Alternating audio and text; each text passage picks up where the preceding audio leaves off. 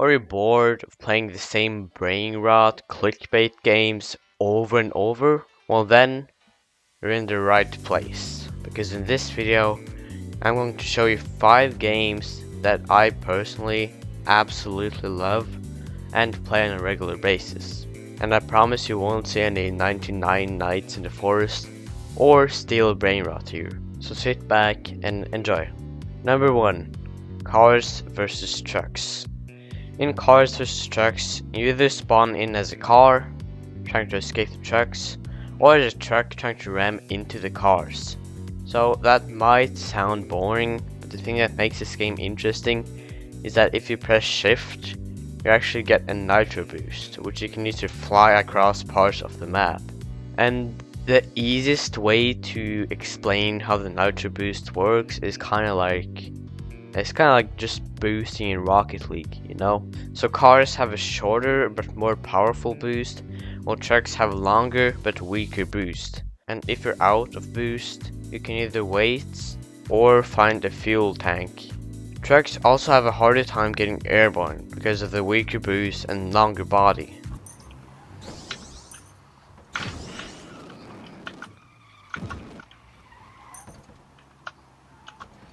The nitro boost is a very fun part of the game, as with some strategic use you can alternate truck, and as a truck you could try to ambush cars, but you're gonna have a harder time catching up to cars as a truck. If you want better cars, you can actually gamble for better cars that have better acceleration and speed, but in the end what matters most is your skill. The game is surprisingly competitive for a game made up of 60% iPad kids. And, you know, as someone that would call themselves pretty good at games, I find myself in situations where I'm actually struggling and losing. So the iPad kids here are fully locked in here. Don't mess with them.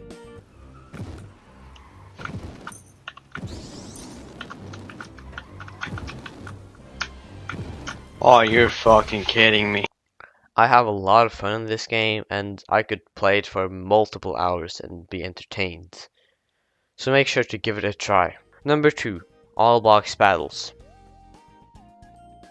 All Box Battles is a game that works kind of like Smash if it was a fighting game.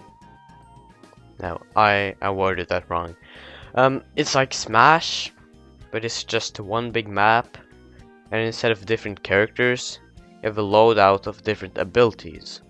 Your first slot is used for melee weapons like axes, bats, and swords. The second one is for offensive abilities like a thunder strike to repeatedly stun people, a bunch of vinyls you can throw at people, and the fucking Mjolnir. The third slot is used for defensive / movement abilities like a feather that slows your fall, and a spring you can use to jump in the air. The game is similar to Smash Bros. In the way that every time you get attacked, you get a score, and the higher that score is, the more knockback you take. But instead of falling off the world, you fall onto lava.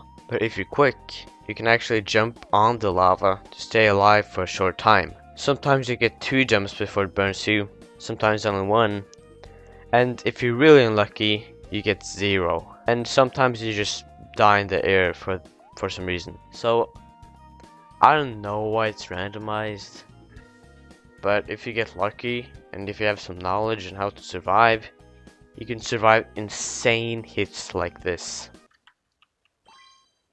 I'm a proud runner.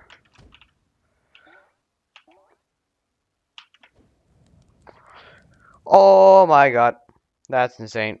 I think the thing that really seals the deal here is how fun the abilities are. And if you were wondering, some of my favorites would be the grappler, which you can throw at people to drag them to you, so you can hit them. A jet plane, which you can throw insanely far to snipe people. Ah, he's kirked. Let's go. And the snowball, which you throw at people to trap them in it, as they roll into the lava. This one is basically one shot if you hit it right. You're not really supposed to survive for a long time. This game is very chaotic. So it is fun when you get a really high streak and manage to survive while the whole server is after you. Number 3. Freeze Tag. In Freeze Tag, you play, well, freeze tag. But the thing that makes it interesting is that there's 4 different abilities you can use. Invisibility, jump power, which is just jumping high, speed dash, just running fast, and shockwave. On top of just using the abilities, you can upgrade them to get an extra advantage. And some of the max upgraded abilities are just insane. Like with the max upgraded jump ability, you can access places that are impossible to get to without it. And you can climb stuff that was previously impossible to climb. The thing that's really cool about this map is that you can't jump up here normally, but if you use the jump ability, you can. So I have max jump ability, so that means that I can actually jump up to places that are impossible to jump up to. So that's kind of cool. And with the max upgraded invisibility power, you're fully invisible for like 20 seconds, which is just OP. There's around like 15 maps that go around in rotation and a couple game modes, so there's a lot of variety here.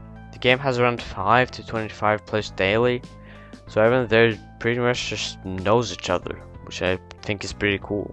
Number 4, ride a cart down a slide. You've probably seen this game on a Roblox homepage, and that's for good reason. It's a pretty fun game. So basically you spawn in your cart and you ride down a slide, and when you've ridden down a good portion of it, you can unlock other carts, and every cart you unlock has different stats. So as you can see, this train cart thing has very horrible speed, but it has very good stability. And this mine cart has very bad stability, but it's very fast.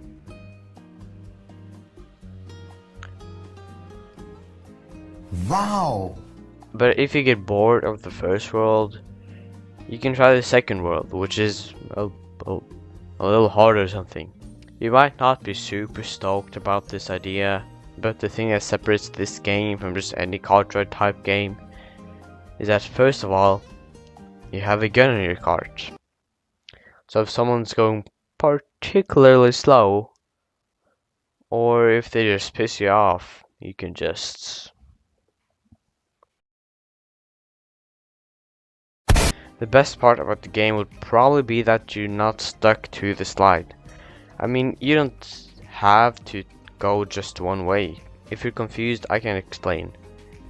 On your side you have 2 buttons, one for flipping your cart and one to turn your cart 90 degrees. These are probably meant for situations where you need to either turn or flip your cart to continue the ride. But you can use these as shortcut areas by turning 90 degrees and boosting yourself off onto another track like this.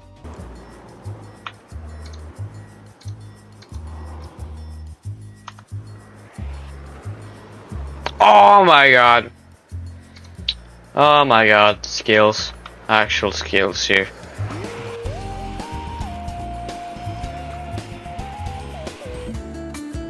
Okay, we're driving backwards.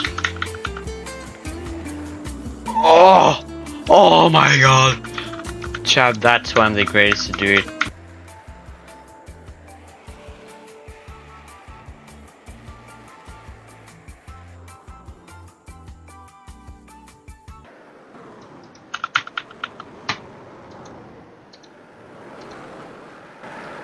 Oh my god! Fucking chromacopia. Damn, partners. Damn!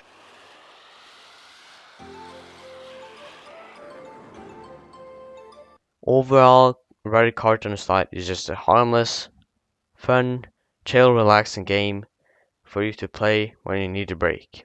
Number 5, Blast Zone. Blast Zone is like Roblox battles, but with more bombs. That's literally it. In Blast Zone, you choose from a few different weapons, which you unlock by getting stars, which you unlock by playing the game or killing people or some shit. So with these stars, you buy items. And as you can see, there's a lot of items. But if you think of the items as categories, it gets simpler.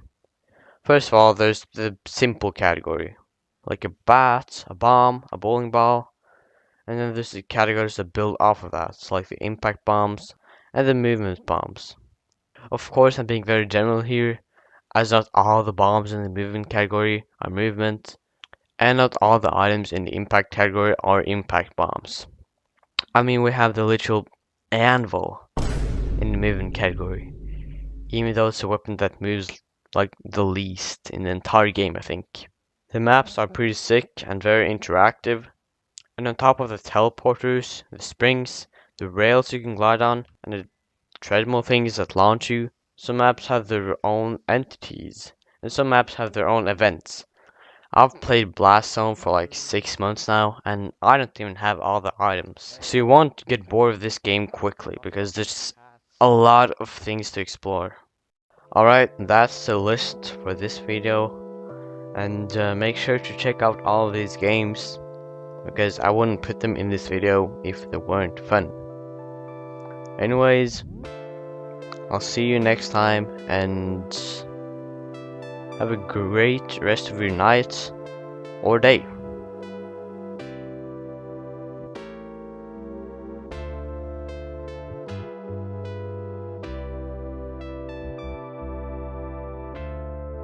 The first slot is used for weapons like acid,